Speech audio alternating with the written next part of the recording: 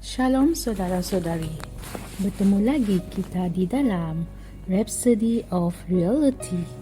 Ajaran Pastor Chris hari ini bertajuk Kita Tahu Jalan-Jalannya. Ayat pembukaan kita diambil dari Matius 13 ayat 11 yang berbunyi, Yesus menjawab mereka, "Kepadamu telah diberikan anugerah untuk mengetahui rahsia kerajaan syurga, tetapi kepada mereka tidak." Haleluya.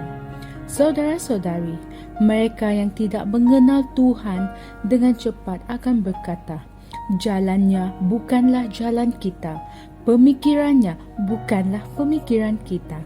Tetapi bagi kita yang telah dilahirkan semula, jalannya adalah jalan kita. Kita dilahirkan daripadanya, diciptakan menurut gambarannya dan rupanya.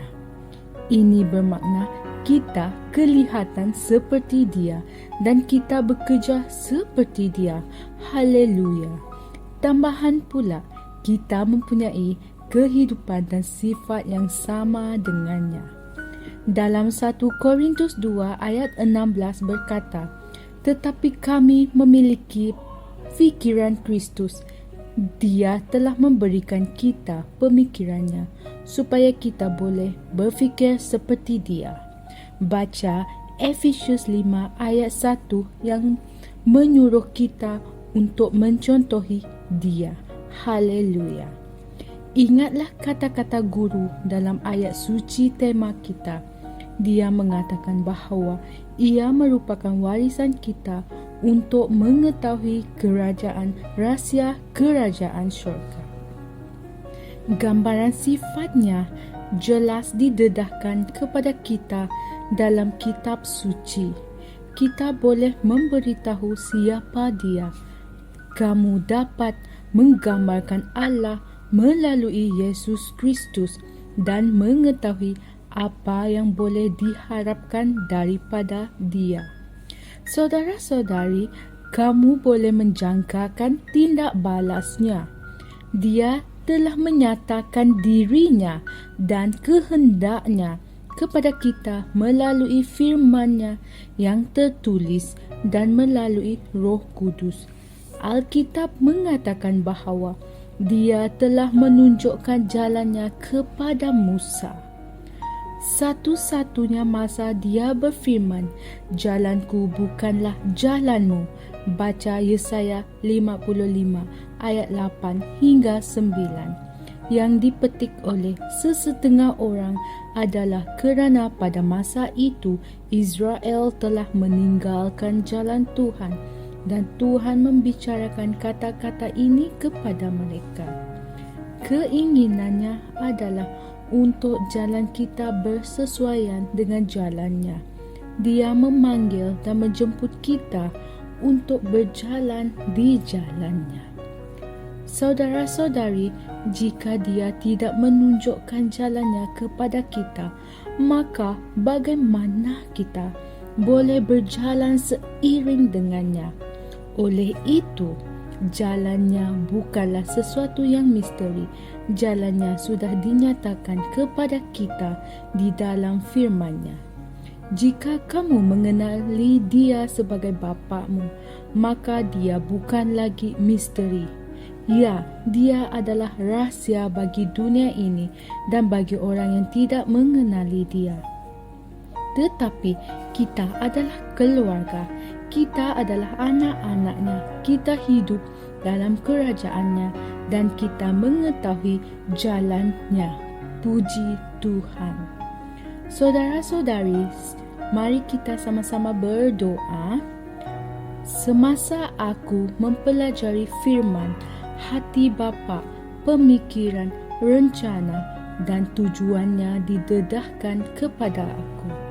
Aku mempunyai pengetahuan yang penuh, mendalam dan jelas mengenai kehendak-Nya. Tidak keliru tentang apa-apa pun di dalam dunia. Terangnya ada di dalam hatiku dan terdapat sesuatu pendedahan kebenaran. Wahyu diberikan kepada aku untuk sebuah kehidupan kemenangan dan pujian yang tidak berkesudahan.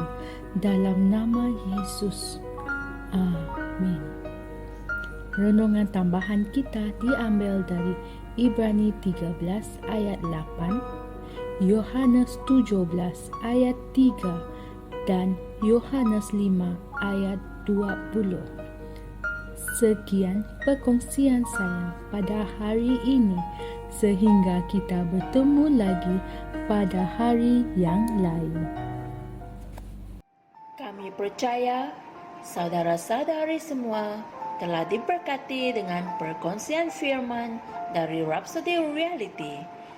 Bagi sesiapa yang ingin menjadikan Yesus Kristus sebagai Tuhan dalam kehidupanmu, kamu boleh mengucapkan doa ini bersama dengan saya. Ya Tuhan Allah, aku mempercayai Yesus Kristus, Anak Allah yang hidup dengan sepenuh hatiku. Aku percaya Dia telah mati untukku, dan Allah telah membangkitkan Dia dari kematian. Aku percaya Dia hidup hari ini. Aku mengaku dengan mulutku bahwa Yesus Kristus adalah Tuhan dalam hidupku mulai dari hari ini. Melalui Dia dan di dalam nama-Nya, aku mempunyai kehidupan yang kekal. Aku telah dilahirkan semula. Terima kasih Allah kerana menyelamatkan jiwaku. Aku sekarang adalah anak Allah. Haleluya. Tahniah, sekarang kamu telah menjadi anak Allah.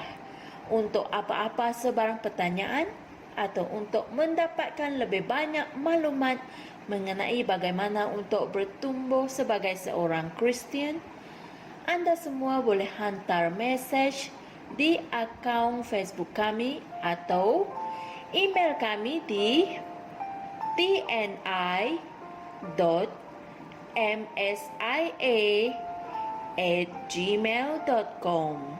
Sekali lagi, tni.msia@gmail.com. Tuhan berkati Anda semua.